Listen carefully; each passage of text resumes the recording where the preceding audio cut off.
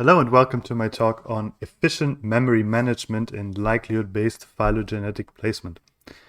My name is Pierre Barbera and I'm a PhD student with the Heidelberg Institute for Theoretical Studies.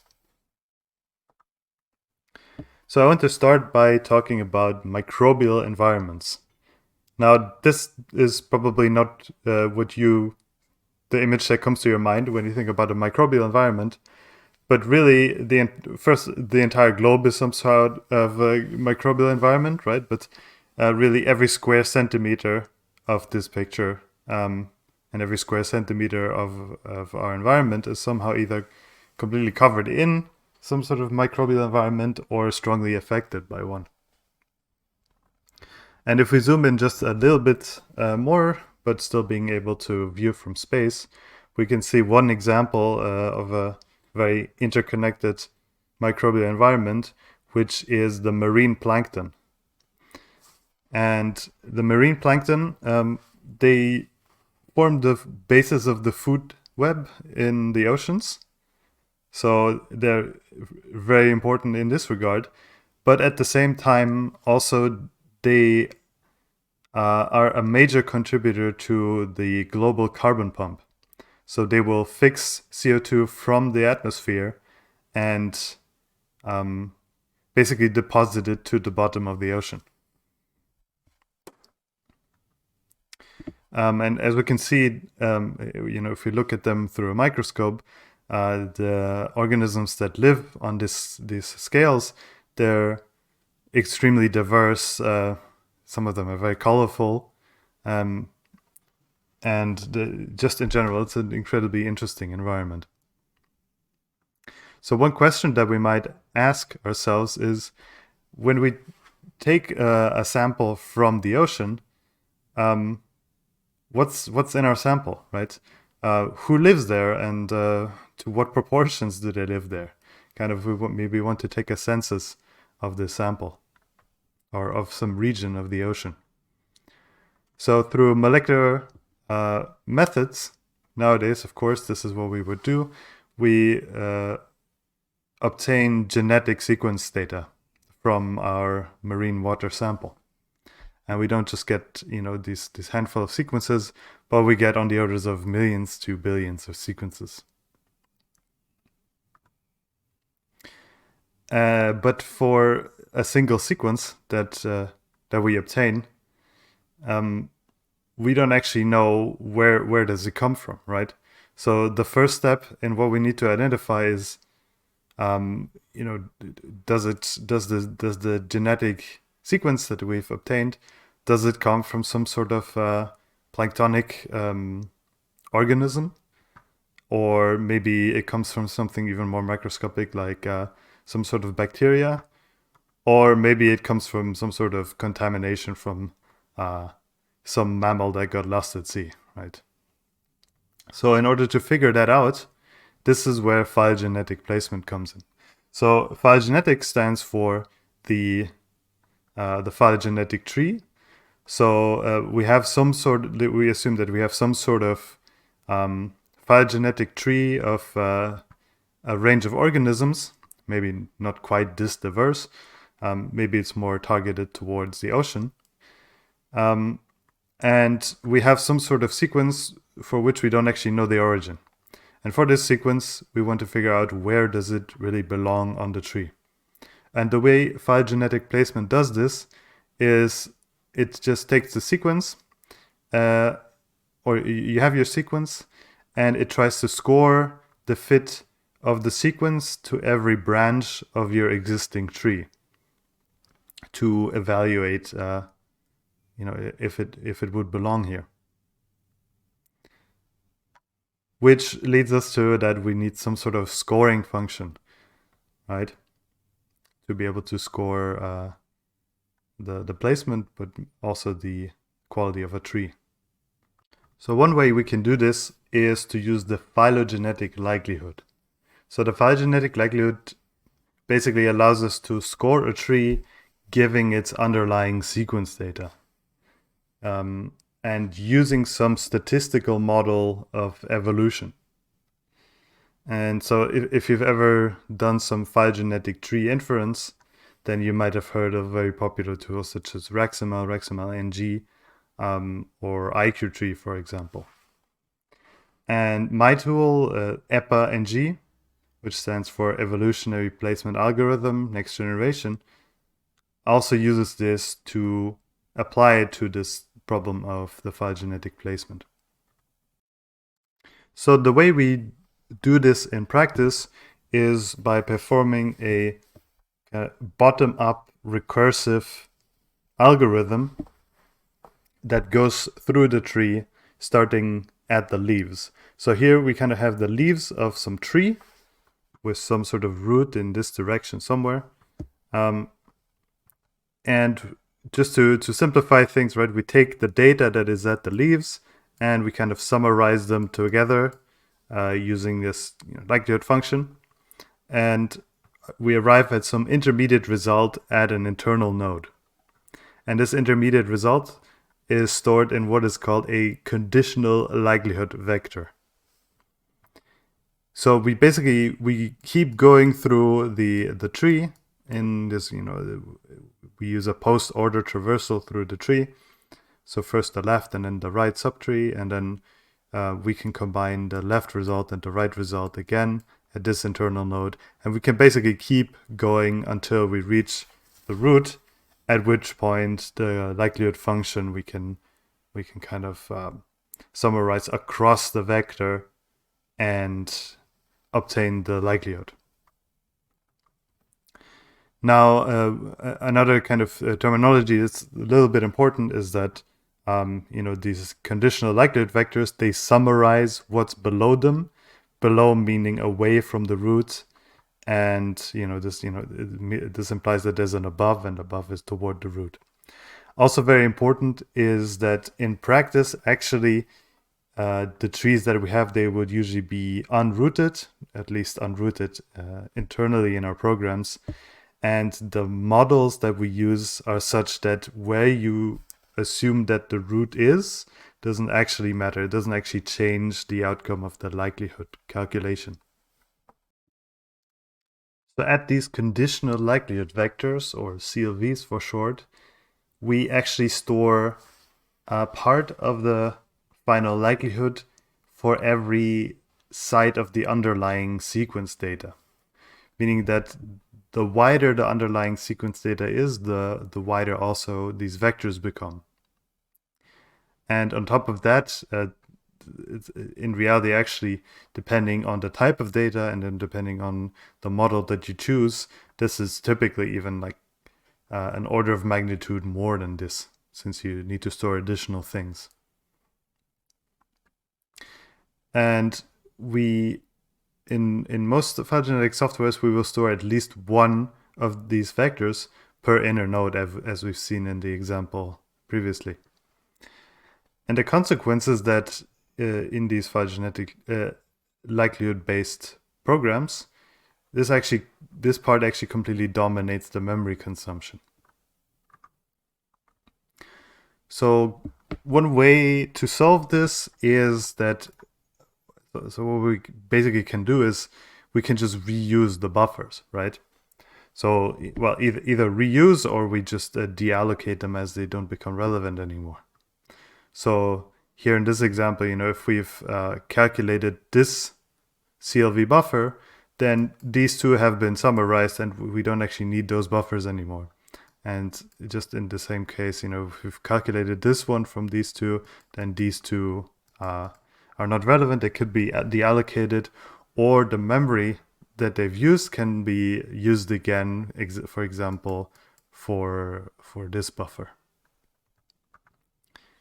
So if we think about this a little bit harder, we can actually find out that the minimum number of CLVs that we require to compute the likelihood of a tree is log n plus 2.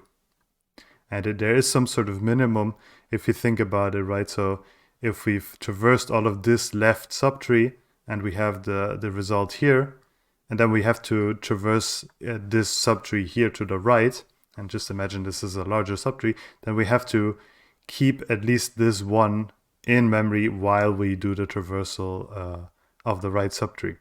And this kind of problem that we have to keep some in memory, it recurses down the tree, right?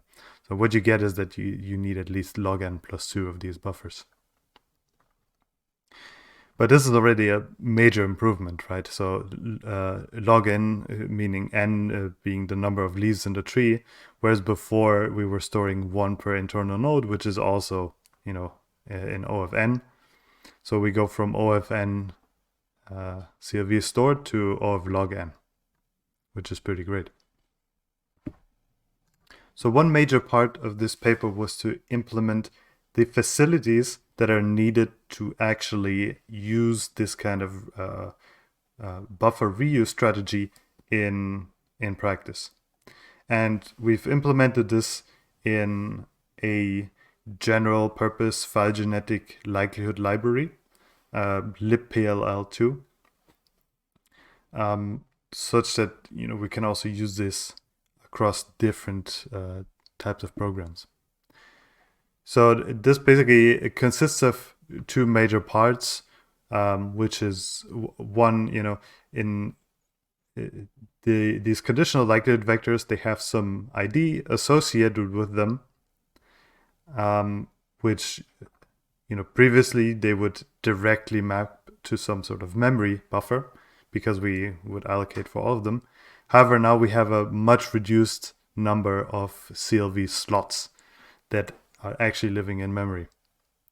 And so kind of the first part is that we have to do some sort of, active mapping whenever we want to access one of these CLVs. And then on top of that, we also need to track for a CLV whether it can currently be overwritten. So one reason why it might not be overwritten is because the results of the CLVs of this CLV, they're currently still needed in the calculation of the next CLV, the next one up in the direction of the root. And so we also need to kind of have a facility for pinning them in place. Then eventually our CLV slots will be full, they will be filled.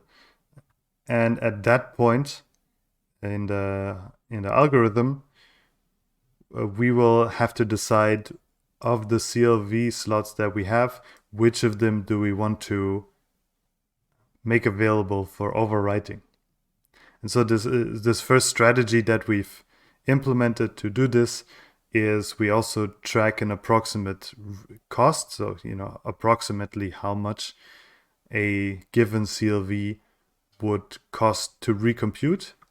And we've kind of approximated this as the size of the subtree below the CLV.